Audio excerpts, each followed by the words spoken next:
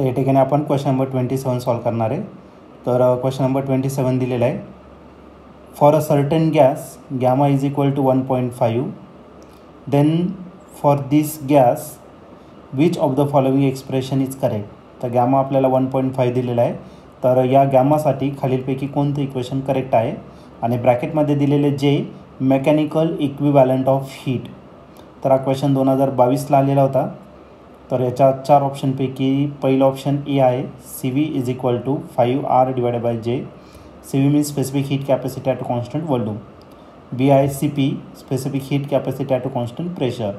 C P is equal to 3R divided by J. C आहे C P is equal to 5R divided by J. आणि D option आहे C V is equal to 3R upon J. तर आपल्याला दोन्ही find करायचं या ठिकाणी, C P पण फाईंड करायचं आणि सी व्ही पण. तर त्या पद्धतीने आपल्याला याला सॉल्व करावं लागेल. तर या 4 ऑप्शनपैकी या क्वेश्चनचं करेक्ट आन्सर काय असणार आहे. चला तर सॉल्व करूया आणि मग डिसाईड करूया.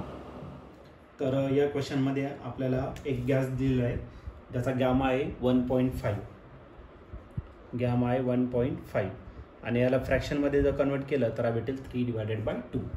हा दिला आहे तुम्हाला गॅमा. आणि या गॅमा दिलं आहे तर आपल्याला खालीलपैकी कोणतं इक्वेशन जे आहे ते काय दिलेलं आहे तुम्हाला करेक्ट दिलेलं आहे. आणि याच्यात जे दिलेलं आहे मेकॅनिकल इक्विवॅलंट ऑफ हीट. तर आपल्याकडे मेयर्स रिलेशन आहे. तर याच्यात आपल्याला सी व्ही आणि सी पी फाईंड करायचं. Specific heat capacity at a constant volume आणि ॲट अ कॉन्स्टंट प्रेशर. तर आपण पहिले एक काम करू, सी व्ही फाईंड करून घेऊ आणि मग आपलं ऑप्शन मॅच होतं की नाही ते आपण डिसाईड करू. दोन्ही फाईंड करणार, सी व्ही पण फाईंड करणार आणि सी पी. यासाठी आपल्याला यूज करायचं मेयर्स रिलेशन. आणि मेयर्स रिलेशन आहे C P minus C V is equal to R. जर आज जूनमध्ये असेल तर डायरेक्टली आर घ्यायचा आणि जर मेकॅनिकल इक्विवॅलंट घेतला तुम्ही तर याला जेने तुम्हाला डिवाइड करावं लागेल. वट इज जे, इट इज मेकॅनिकल इक्विवॅलंट. एक काम करू, या इक्वेशनला गॅमा जर घेतला, हा जो गॅमा असतो हा गॅमा असतो C P divided by C V. म्हणून या इक्वेशनला आपण काय करू तर सी व्हीने डिवायडेड करू. मग या सी पीला मी कशाने डिवाइड केलं, सी व्ही. या सी व्हीला पण सी व्हीने डिवायडेड करणार आणि तर राहिलं आर डिवायडेड बाय काय आलं तर सी व्ही आणि आज आला तुमचा जे. जे म्हणजे काय mechanical equivalent. What is C P divided by C V, it is gamma. आणि C V divided by C V आज आला 1 आणि आज आला R divided by C V into J. आपल्याला सी व्हीच फाईंड करायचं आहे.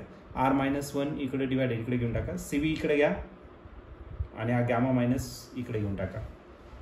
R divided by gamma minus 1 आणि इंटू मेकॅनिकल इक्विवॅलंट. आज आला तुमचा सी व्हीचा फॉर्म्युला. आता गॅमाची व्हॅल्यू दिलेली आहे. आता याला आपण पुट करणार आणि सॉल्व करणार. मग आपला जो सी व्ही आहे तो सी व्ही काय भेटेल तर R as it is divided by gamma. Gamma आहे तुमचा 3 डिवायडेड बाय 2 मायनस 1 आणि हा मेकॅनिकल इक्विवॅलंट आला तुमचा जे. याला जर क्रॉस मल्टिप्लाय केलं तर हा सी व्ही भेटेल आपल्याला आर डिवायडेड बाय 3 मायनस 2 की झाला 1 अपॉन 2 आणि झाला जे.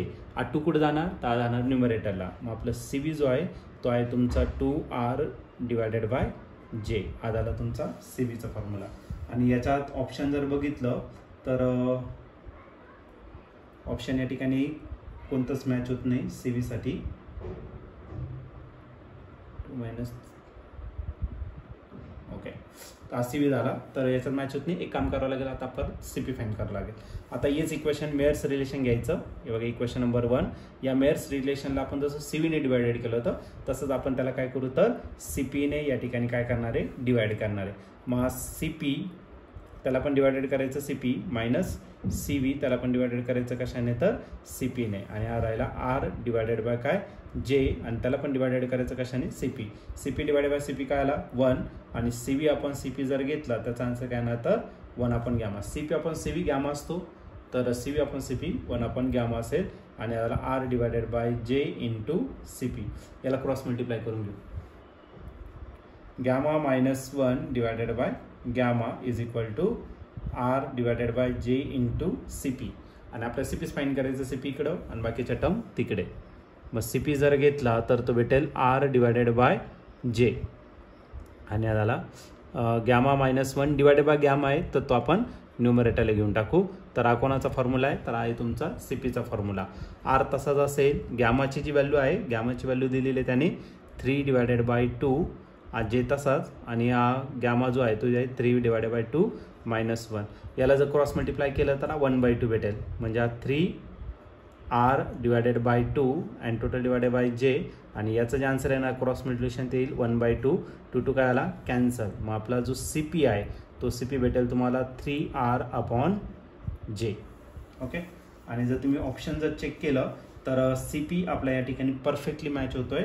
आणि CP जो आहे 3r डिवायडेड बाय j हा ऑप्शन नंबर जर बघितला तर ऑप्शन नंबर बी जो आहे तो या ठिकाणी मॅच होतोय. मग या क्वेश्चनचं जे आन्सर असणार आहे ते ऑप्शन बी. ऑप्शन बी म्हणजे CP = 3r divided bye j. CV पण दिलेलं आहे पण CVची व्हॅल्यू 2r/j ऑप्शनमध्ये नाही आहे. जर 2r/j असता तर CV पण आपला करेक्ट आन्सर असता. पण आपल्याला CP दिलेलं आहे 3r/j. हे या क्वेश्चनचं काय असणार आहे करेक्ट आन्सर असेल ऑप्शन बी.